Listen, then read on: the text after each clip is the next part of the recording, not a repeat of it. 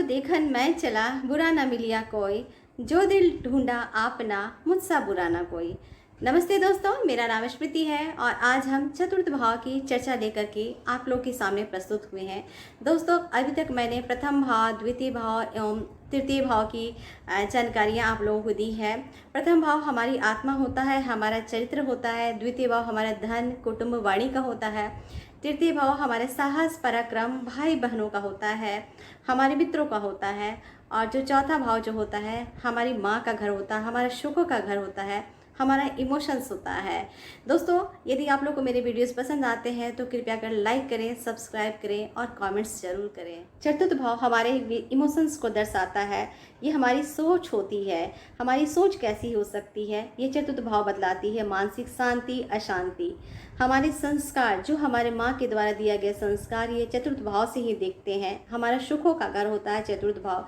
भूमि, भवन, वाहन, हमारा इमोशंस चतुर्थ भाव होता है। राजनीतिक क्षेत्र हो गया, सामाजिक हो गया, मीडिया हो गया, मित्रों से सहयोग मिलेगा या नहीं मिलेगा, ये चतुर्थ भाव से ही देखते हैं। हमारा यश, सम्मान, प्रतिष्ठा, ये चतुर्थ भाव से ही देखते हैं। चतुर्थ भाव से यदि शरीर के अंगों का विचार किया जाए तो ये हमारा हार्ट होता है, यानी हृदय और फेफड़े से रिलेटेड, ये चतुर्थ भाव से ही देखते हैं। जब किसी जन्म कुंडली में किसी व्यक्ति की चतुर्थ भाव पीड़ित होता है तो इसे कहीं ना कहीं हृदय रोग जरूर होता है, या फेफड़े से रिलेटेड न्यूमोनिया वगैरह हो गए, ये सब बीमारियां चतुर्थ भाव से ही देखते हैं। चतुर्थ भाव से स्व उपार्जित धन देखा जाता है, यानी कि खुद से कमाए हुआ धन को चतुर्थ भाव से ही देखते हैं। क्योंकि कोई भी व्यक्ति यदि कमाता है, अर्न करता है और खुद के लिए अपने घर बनाता है, ज़मीन खरीदता है, गाड़ियाँ खरीदता है, तो ये सब सारी चीज़ें होती है चतुर्थ भाव से देखी जाती है। शेयर मार्केट यानी कि यदि लंबे समय के लिए किसी ने पैसा लगाया हुआ है, वो पैसे लॉसेस में जाएंगे या उसमें प्रॉफिट होगा, ये चतुर्थ भाव से ही देखते हैं। पंचम भाव भी शेयर मार्केट का होता है, पंचम भाव शेयर मार्केट का ही होता है, लेकिन जो शेयर मार्केट जो पंचम भाव का होता है उसे तुरंत का रिजल्ट देखते हैं। और चतुर्थ भाव का जो शेयर मार्केट होता है वो लंबे समय तक पैसा लगाया हुआ होता है, वहां से देखते हैं। चतुर्थ भाव हमारा जीवन साथी के कर्म का भी होता है। जीवन साथी का जो होता है सप्तम भाव होता है, सप्तम से दसवां यानी कि दसवां यानी कर्म। तो जीवन साथी का जो कर्म है, यानी कि उसका जो उपार्जन है, उसका जो अर्निंग स्रोत है, वो चतुर्थ भाव से ही देखते हैं। यदि जन्म कुंडली में किसी व्यक्ति की चतुर्थ भाव सही स्थिति में होता है तो इसका ये मतलब होता है कि उसके जो जीवन साथी हैं, उसके जो जीविकोपार्जन है, बहुत ही उनकी अच्छी स्थिति हो सकती है। और जिसकी जन्म कुंडली में खराब स्थिति चतुर्थ भाव का है तो इसका ये मतलब होता है कि जीवन साथी को जीविकोपार्जन करने में काफ़ी ज़्यादा मशक्कत करनी पड़ेगी, मेहनत करनी पड़ेगी, संघर्ष करनी पड़ेगी। चतुर्थ भाव यदि मजबूत स्थिति में होता है, शुभ ग्रहों का प्रभाव उसमें अधिक होता है, इसका ये मतलब होता है कि जो आपके जो जीवन साथी है उनके कार्य क्षेत्र भी काफ़ी मजबूत स्थिति में होती है और भौतिक सुखों का भी लाभ पूरा मिलता है। यदि चतुर्थ भाव कमजोर स्थिति में होता है, पाप ग्रहों का प्रभाव अधिक होता है, इसका ये मतलब है जो आपके जीवन साथी का जो कार्य क्षेत्र है वो मजबूत स्थिति में नहीं होता है, उनको काफ़ी ज़्यादा परेशानियाँ वहाँ पर करनी पड़ती है और अर्निंग स्रोत में भी काफ़ी ज़्यादा मुश्किलें आती हैं। चतुर्थ भाव की भाव कारक चंद्रमा होते हैं। शुक्र और बुध को भी यहाँ भाव कारकत्व की संज्ञा दी गई है।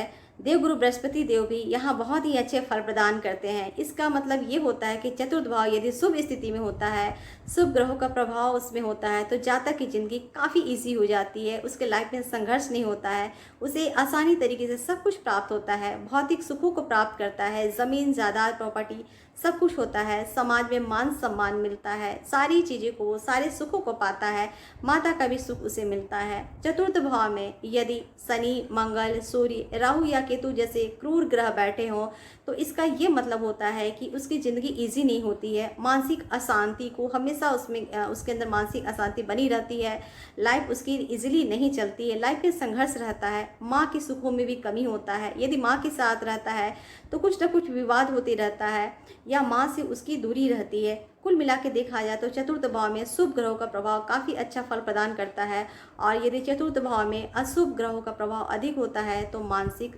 अशांति उसे हमेशा ही बनी रहती है, परेशान वो व्यक्ति रहता है। जन्म कुंडली का जो द्वितीय भाव होता है वो हमारा धन होता है, हमारे प्रॉपर्टी होती है, कुटुंब का होता है, हमारा वाणी होती है। और दूसरे भाव से यदि 3 आगे गिना जाए, यानी कि चतुर्थ भाव 2, 3, 4, तो चतुर्थ भाव आता है। तो हम अपने जो पूर्वजों के द्वारा मिला हुआ जो धन है, यानी पूर्वजों के द्वारा मिला हुआ जो प्रॉपर्टी है, उसका दुरुपयोग कर रहे हैं या सदुपयोग कर रहे हैं, ये चतुर्थ भाव से ही देखते हैं। हम अपनी वाणी से अपने कुटुंब लोगों के साथ कैसे रिलेशन रख रहे हैं, ये चतुर्थ भाव से ही देखते हैं। हम अपने वाणी से लोगों को किस तरह प्रभावित कर रहे हैं, ये चतुर्थ भाव से ही देखते हैं। चतुर्थ भाव हमारा मानसिक शांति या अशांति का होता है, ये हमारी सोच होती है, हमारी इमोशंस को दर्शाता है चतुर्थ भाव। तो जब यदि हमारी सोच अच्छी स्थिति में होगी, जब हम अच्छा सोचेंगे तो हम लोगों के बारे में भी अच्छा सोचेंगे। यदि हमारे सोच में ही विकृति होती है, सोच में ही हम अपने गलत पाते हैं, यानी कि काफ़ी ज़्यादा निगेटिविटी आती है, तो हम दूसरे के लिए भी गलत ही सोचेंगे। तो हमारी सोच ही हर रिलेशन को जोड़ता है और हर रिलेशन को तोड़ता भी है।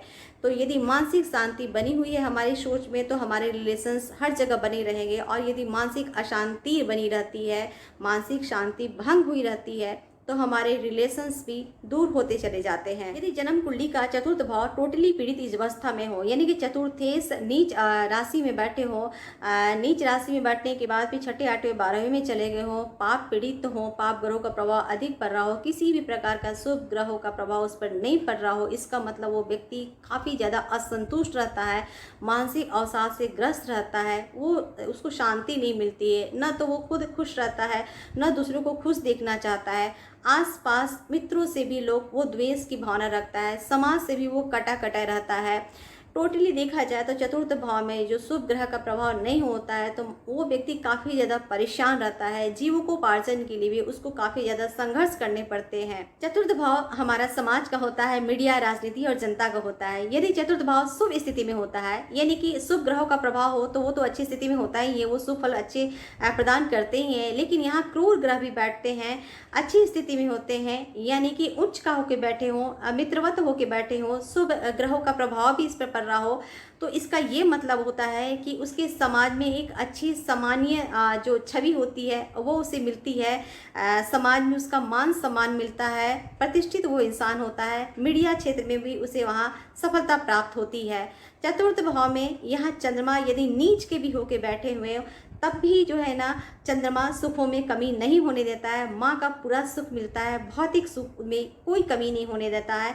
यानी चंद्रमा यहाँ किसी भी तरीके से पोजीशन में हो, चंद्रमा यह हमेशा शुभ फल ही प्रदान करते हैं। हालांकि यहाँ नीच के होने की वजह से थोड़ी सी मानसिक कष्ट जरूर होती है, मानसिक पीड़ा जरूर होती है, थोड़ी निगेटिविटी जरूर होती है, लेकिन किसी भी चीज़ भौतिक सुखों या माँ के सुखों में या जमीन जायदाद के सुखों में कमी होने नहीं देता है यहाँ चंद्रमा।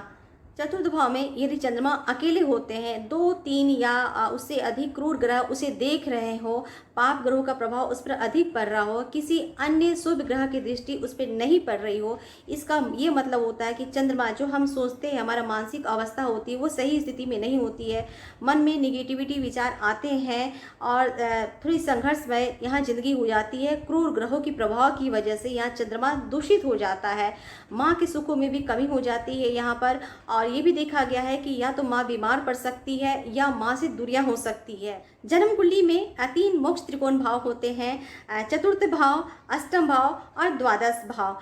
चतुर्थ भाव जो होता है ये जन्म कुंडली का पहला मोक्ष त्रिकोण भाव होता है। इस चतुर्थ भाव से यदि 5वां गिनते हैं तो अष्टम भाव होता है, यानी 4, 5, 6, 7, 8, 5वां हो गया अष्टम भाव। और अष्टम से 5वां गिने तो 12वां भाव होता है, 8, 9, 10, 11, 12। तो ये 12वां जो भाव होता है मोक्ष त्रिकोण का अंतिम भाव होता है। अष्टम भाव जो होता है हमारा गुप्त विद्याओं को होता है, रहस्यों का होता है, तंत्र का होता है, हमारी आयु मृत्यु का भी विचार हम लोग अष्टम भाव से देखते हैं, अध्यात्म चीज़ों को हम लोग अष्टम भाव से देखते हैं। तो यदि कोई भी व्यक्ति अच्छी सोच रखता है, लोगों की तकलीफ़ों में मदद करता है, धर्म का काम करता है, अच्छे काम करता है, शुभ काम करता है, इसका ये मतलब है कि वो अपने आने वाले ज़िंदगी में उसकी जो ज़िंदगी है यानी जो पुनर्जन्म है वो काफ़ी ज़्यादा सुखमय ज़िंदगी उसकी होगी और या मोक्ष को प्राप्त करेगा।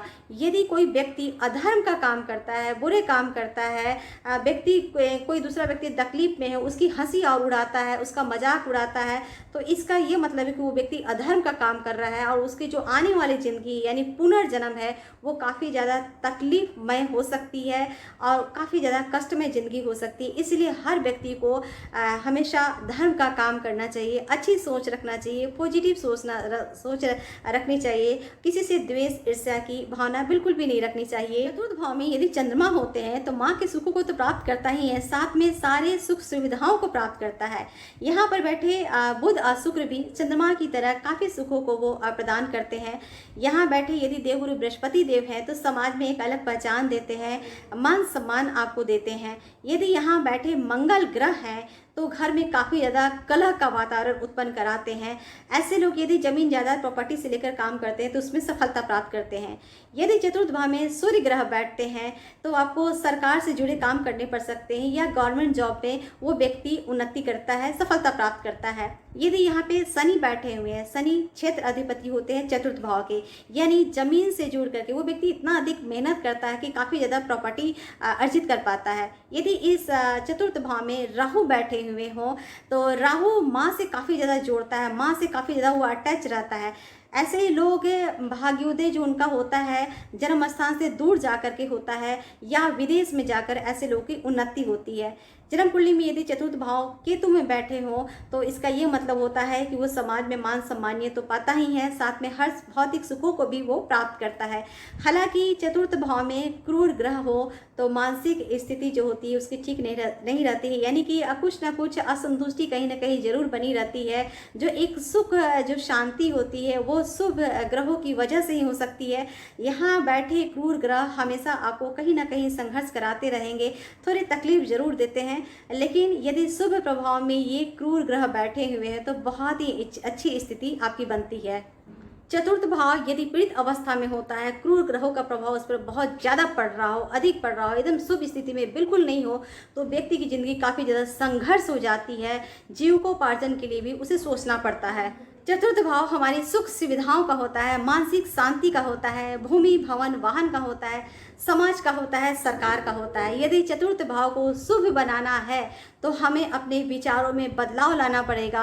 हमें ये नहीं देखना है कि लोग हमारे लिए क्या सोच रहे हैं, क्या कर रहे हैं। हमें ये सोचना है कि हम लोगों के लिए क्या कर रहे हैं, हम लोगों के लिए कितना अच्छा कर सकते हैं। यदि हम लोगों के बारे में सोचेंगे तो हमारे चतुर्थ भाव भी शुभ स्थिति में होंगे और हमारा जिंदगी भी फिर इजीली आगे बढ़ेगा। कुल मिलाकर देखा जाए तो चतुर्थ भाव में यदि क्रूर ग्रह शुभ स्थिति में हो, उच्च ग्रह में बैठे हो, मित्र ग्रह में बैठे हुए, किसी शुभ ग्रह की दृष्टि उस पर पड़ रही हो तो वो व्यक्ति अपनी मेहनत से, अपने संघर्ष से ज़मीन जायदाद प्रॉपर्टी वगैरह अर्जित करता है। अपनी मेहनत से उसके पास सारी सुख सुविधाएं की चीज़ें उत्पन्न होती है। हालांकि व्यक्ति की ज़िंदगी में थोड़ी कठिनाइयाँ ज़रूर होती हैं, चिंताएं ज़रूर होती है, क्योंकि उसे मेहनत करना होता है तब जाके उसे प्राप्त होता है। शुभ ग्रह तो इजीली सब कुछ दे देते हैं, लेकिन यहाँ क्रूर ग्रह आपको मेहनत करवाते हैं। दोस्तों, आज मैंने चतुर्थ भाव की चर्चा की है। बहुत जल्द ही पंचम भाव को लेकर के आएंगे, पंचम भाव की चर्चा लेकर के आएंगे। इसी के साथ हम विदा होते हैं। दोस्तों, आप लोग अपना ख्याल रखें। नमस्ते।